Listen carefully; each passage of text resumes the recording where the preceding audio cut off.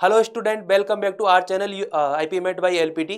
सो जैसा ही आपको पता है हम जिपमेट प्रीवियस ईयर की सीरीज कर रहे हैं और ये हमारा नेक्स्ट पार्ट है। So without wasting of time let's start the first question.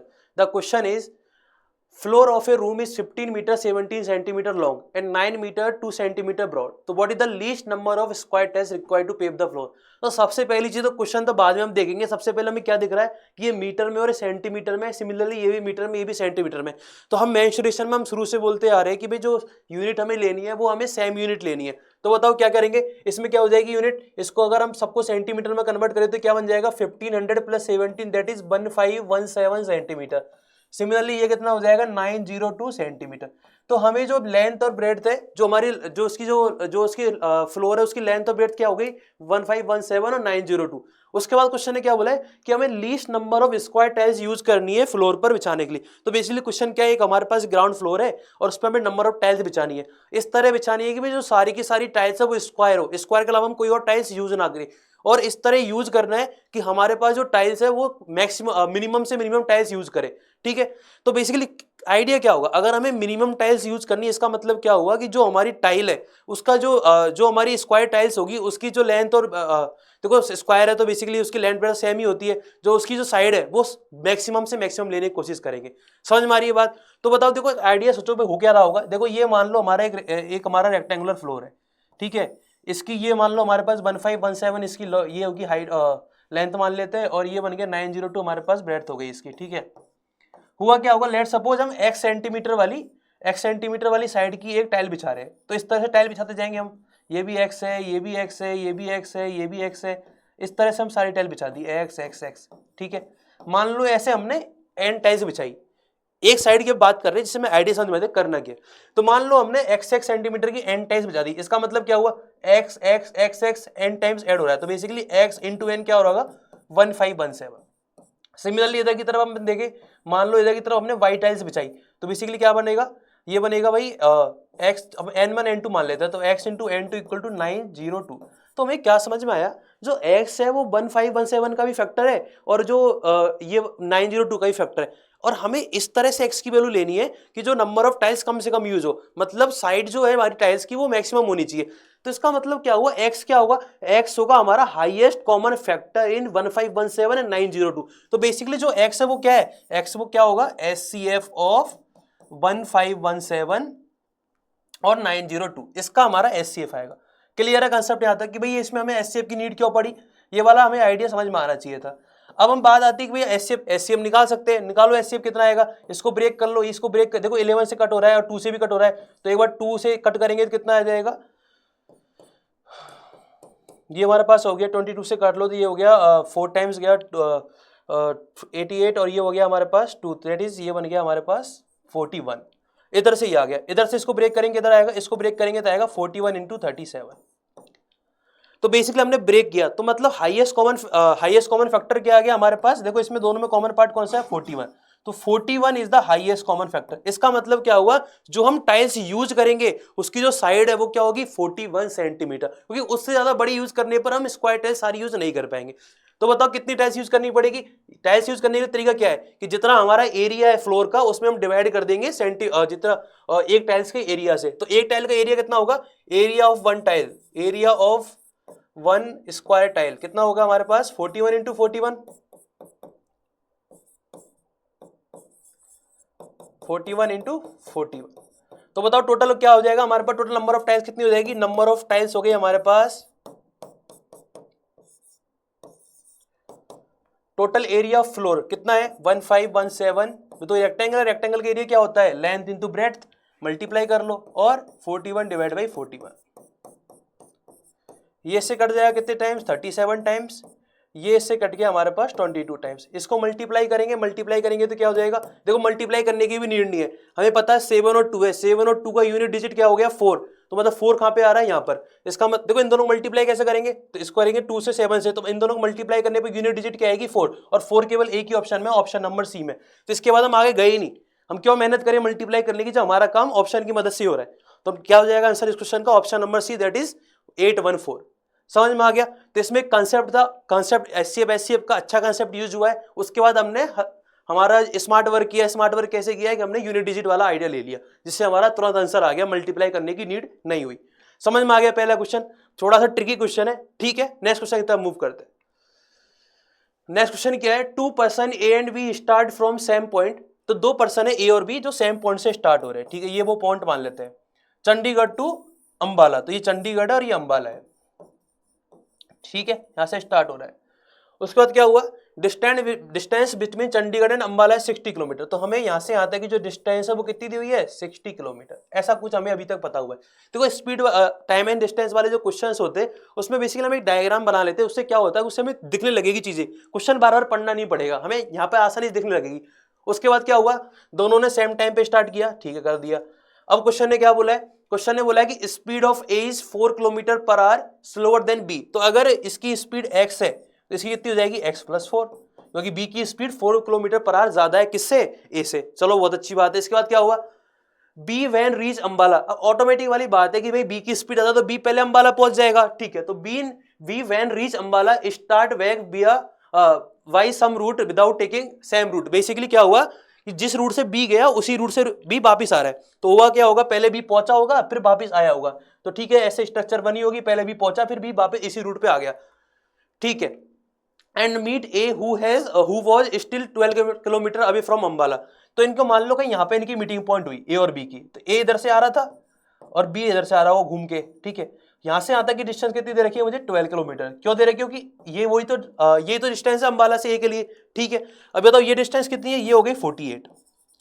अब मुझे एक बात बताओ, इस क्वेश्चन का जो एक सिंपल सा आइडिया है कि ए और बी ने दोनों ने सेम टाइम पे स्टार्ट किया है, तो जब भी मिलेंगे, इसका मतलब जब भी मिलेंगे तो उन्होंने सेम टाइम इंटरवल के लिए ट्रेवल किया होगा। इसका मतलब क्या हुआ, ये हमारा मीटिंग पॉइंट है, इस पर इनका टाइम कांस्टेंट है। टाइम कांस्टेंट मतलब कहने का मतलब क्या है कि जितने टाइम में ए इस पॉइंट पे पहुंचा होगा उतने ही टाइम पे बी घूम के इस पॉइंट पे पहुंचा होगा।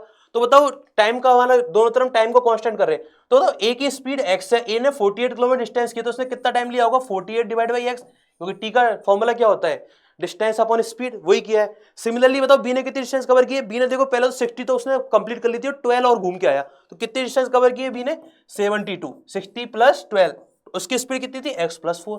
तो क्या इक्वेशन बन गई हमारी, बिल्कुल बन गई। इसको सिंप्लीफाई करना है, 24 से कट करेंगे तो जाएगा 2 टाइम्स, ये जाएगा 3 टाइम। तो अल्टीमेट ये क्या बन गया, 2x + 8 = 3x। तो ऐसे x की वैल्यू कितनी आ गई, x की वैल्यू आ गई 8। तो x क्या था, x स्पीड है किसकी, a की, और हमसे स्पीड ऑफ a पूछी है, तो कितनी हो गई, 8 किलोमीटर पर आवर। तो ये अच्छा क्वेश्चन क्यों है, क्योंकि इसमें सिंपल कंसेप्ट यूज हो रहा है कि भाई अगर दोनों सेम टाइम पे स्टार्ट कर रहे हैं तो जब भी वो मीट करेंगे तो टाइम कांस्टेंट होगा, ठीक है, समझ में आ गया। तो इसका आंसर क्या हो जाएगा, option number B, 8 kilometre per hour, ठीक है। नेक्स्ट क्वेश्चन की तरफ चलते हैं। If LCM of 2 number is 12 time the HCF. तो जो एक नंबर है, मतलब 2 नंबर है ए और बी, उनका जो एलसीएम है, तो LCM of these number = 12 times the HCF of A, B, ऐसा कुछ दिया हुआ हमें। And sum of LCM and HCF, तो LCM of A, B plus HCF of A, B, ये हमें दिया हुआ है 403, ठीक है। अब देखो दो इक्वेशन, दो वेरिएबल जैसी फीलिंग आ रही है। एलसीएम ऑफ ए, बी की वैल्यू यहाँ पुट कर दो तो क्या हो जाएगा, 12 + 12 एचसीएफ ऑफ ए, बी, दोनों को ऐड करेंगे तो क्या हो जाएगा, इन दोनों का यूज करके हम यहाँ पे आ रहे हैं 13 HCF of A, B, 13 HCF of A, B, ये किसके इक्वल हो गया, 403 के। तो एचसीएफ ऑफ ए, बी कितना आ गया हमारे पास, एचसीएफ ऑफ ए, बी आ गया मेरे पास, डिवाइड कर लो इसे 31, तो 31 हमारे पास क्या आ गया, एचसीएफ। तो एचसीएफ हमने निकाल लिया। अब एचसीएफ आ गया तो क्या एलसीएम आ जाएगा, बिल्कुल आ जाएगा, मल्टीप्लाई करना है। तो एलसीएम क्या हो जाएगा, एलसीएम हो जाएगा 12 × 31, ये मेरा हो गया एलसीएम। क्लियर है। अब हमारे पास एक फॉर्मूला होता है, क्या फॉर्मूला होता है, HCF of A, B into LCM of A, B, किसके इक्वल होता है वो, दोनों नंबर्स के मल्टीप्लिकेशन के। ये हमारे पास एक फॉर्मूला है जो आपको याद होना चाहिए, ये हमारे पास इंपॉर्टेंट फॉर्मूला है। अब मुझे बताओ क्या क्या, एचसीएफ पता लग गया, एलसीएम पता लग गया, और एक नंबर हमें 93 दिया हुआ है, तो सब कुछ दिया हुआ है, हमें बी की वैल्यू पूछी है, तो वैल्यू पुट कर दो। तो एचसीएफ हो गया मेरे पास 31, एलसीएम हो गया मेरे पास 12 × 31, और एक नंबर दिया हुआ 93, तो हमें बी की वैल्यू फाइंड करनी, कर लो। इसको इससे कट करेंगे 3 टाइम्स, ये इससे जाएगा 4 टाइम्स, तो बी क्या हो जाएगा, बी हो जाएगा मेरे पास 31 × 4, दैट इज 124। तो अब सेकंड वाला नंबर क्या हो जाएगा, 124। तो 124 इज द करेक्ट आंसर। तो option A is the correct answer. तो बेसिकली इसमें एक बार तो इक्वेशन सॉल्व करनी थी और एक बार जो फॉर्मूला जो हम पढ़ाते हैं नंबर सिस्टम में वो हमें यूज करना था। क्लियर है कंसेप्ट? तो हमारा आंसर क्या हो जाएगा 124। नेक्स्ट क्वेश्चन की तरफ मूव करते हैं। इस वाले क्वेश्चन में थोड़ी कंसेप्चुअल वाली चीज है तो इसको आप पॉज करके आराम से देख के करना सॉल्व, ठीक है। नेक्स्ट क्वेश्चन की तरफ मूव करते हैं। The next question is the father age is 6 time the son of a. तो बेसिकली ये तो समझ में आ रहा है कि जो फादर की एज को अगर हम प्रेजेंट एज को एफ मान लेते हैं और सन की प्रेजेंट एज को अपन एस मान लेते हैं तो बेसिकली इक्वेशन क्या हो जाएगी F equal to 6s 4 year hence, मतलब 4 साल के बाद का डेटा बात कर रहा है। प्रेजेंट एज अगर हमने एफ मानी है तो 4 साल के बाद क्या हो जाएगी एज एफ प्लस 4। तो एफ प्लस 4 ईयर एंस की बात की है, 4 year hence the age of father will be 4 times the son of age. तो कितनी हो जाएगी एस प्लस 4। एस प्लस 4 क्यों किया समझ में आया? क्योंकि 4 साल के बाद की डेटा के ऊपर बात की है। समझ में आ गया? हमने एफ और एस को प्रेजेंट एज माना फादर और सन की, ठीक है। सिंप्लीफाई कर लो कितना हो जाएगा ये 6x plus 4 equal to 4s plus 4 और 4s प्लस 16 तो 2s कितना हो गया 12। तो s की वैल्यू कितनी हो गई 6। तो s की वैल्यू 6 है तो f की कितनी हो गई 36।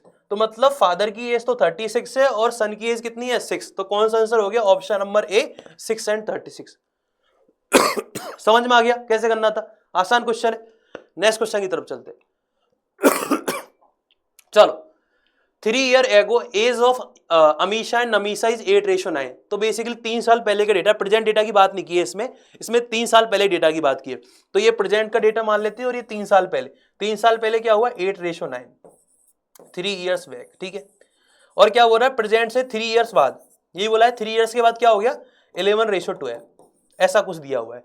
तो हमें 2 पर्सन है अमीशा और नमीशा, ऐसे तो हमें दो गर्ल्स का नाम दिया हुआ है जिनका 8:9 हमको 3 साल पहले की एज का रेशो दिया हुआ है और 11:12 हमें रेशो दिया हुआ है 3 ईयर्स बाद का।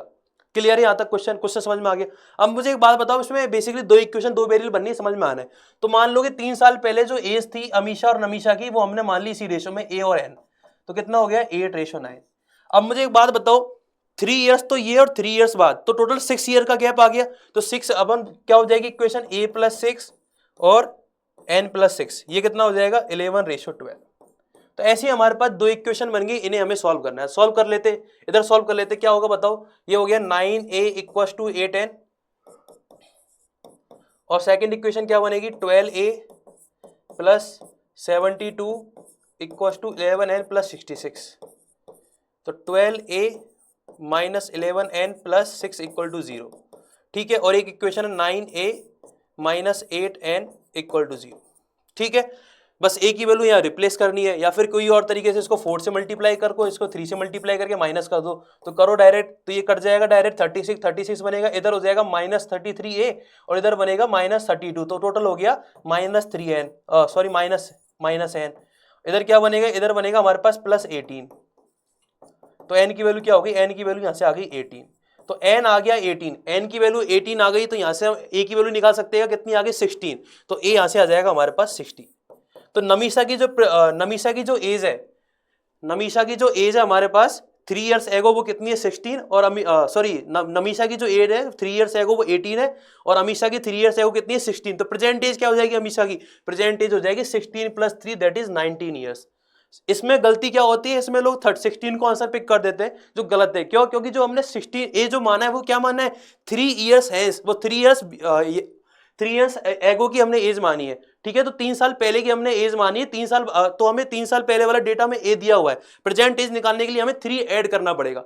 समझ में आ गया क्वेश्चन कैसे करना है? तो इसमें आंसर क्या हो गया option number see that is 19 years. चलो नेक्स्ट क्वेश्चन की तरफ चलते।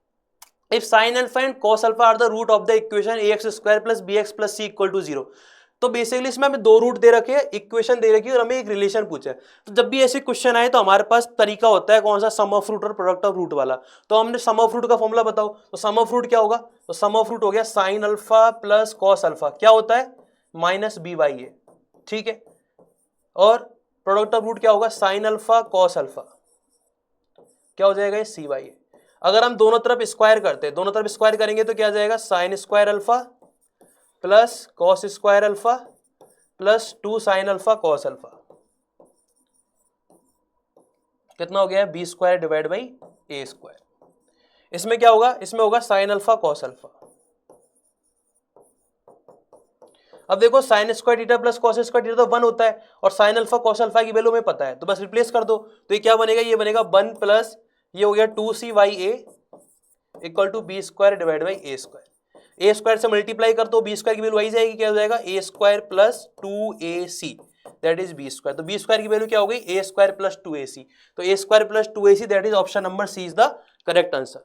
समझ में आ गया। तो इसमें एक कंसेप्ट है कौन सा, क्वाड्रेटिक इक्वेशन का कंसेप्ट है सम ऑफ रूट और प्रोडक्ट ऑफ रूट। उसके बाद एक आइडेंटिटी यूज हुई है ट्रिग्नोमेट्री की, क्लियर है। और ट्रिग्नोमेट्री की वो वाली आइडेंटिटी तो बहुत इंपॉर्टेंट है, बहुत क्वेश्चंस में देख चुके। चलो नेक्स्ट क्वेश्चन की तरफ चलते हैं। The radius of each of 4 outer circles is R. तो हमें जो आउटर सर्किल्स है उनकी हमें रेडियस दी हुई है और हमें इनर मोस्ट सर्किल है, छोटा जो सर्किल है इसकी हमें रेडियस पूछी है। तो हम कैसे करेंगे इस क्वेश्चन को, देखो अगर ये आर है तो ये भी आर होगा, तो टोटल लेंथ कितनी हो गई है 2r। सिमिलरली ये भी कितनी हो गई, ये भी हो गई 2r, ठीक है। अब मुझे एक बात बताओ, जो ये डायगोनल है, जो ये डायगोनल है उसमें क्या क्या हो रहा होगा, उसमें बेसिकली देखो ये तो r है और अगर मैं देखो ये सिमेट्री है तो ये बेसिकली सेंटर पे कट कर रहा होगा। ये आपको थोड़ा सोचना है इसके लिए, ये सिमेट्री बनी हुई है तो ये सेंटर ये, तो बेसिकली बताओ इनर सर्किल की अगर हम रेडियस को x मान ले तो बेसिकली ये डायगोनल है क्या, डायगोनल है 2r प्लस 2x, ये डायगोनल।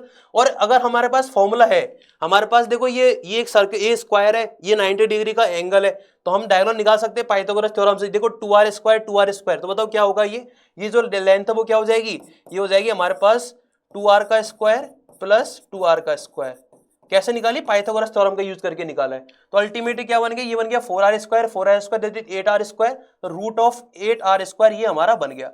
तो ये बेसिकली क्या बन गया 2r plus 2x equal to root of ar square. इसको हम लिख सकते हैं 2√2r और ये हो गया 2r प्लस 2x, ठीक है। 2 से 2 कट जाएगा तो x की वैल्यू क्या हो जाएगी √2 माइनस 1r। तो क्या हो गया इसमें आंसर, इसमें आंसर हो गया ऑप्शन नंबर सी। तो √2 minus 1r is the correct answer for that question. समझ में आया। इसमें थोड़ा सा एक सिमेट्री बनी हुई है, एक सिंपल फॉर्मूला पाइथागोरस का और एक बेसिक आइडिया जो हमें डायग्राम को देख के डायग्राम को ऑब्जर्व करके निकालना है, ठीक है। तो बेसिकली हमने अभी 7 क्वेश्चन के आसपास डिस्कस कर लिए। सो सेम चीज है आपके लिए कि अगर आपको कोई डाउट हो, कोई क्यूरी हो तो आप हमें कमेंट करें, हम उसका रिवर्ट करेंगे, ठीक है। Okay bye.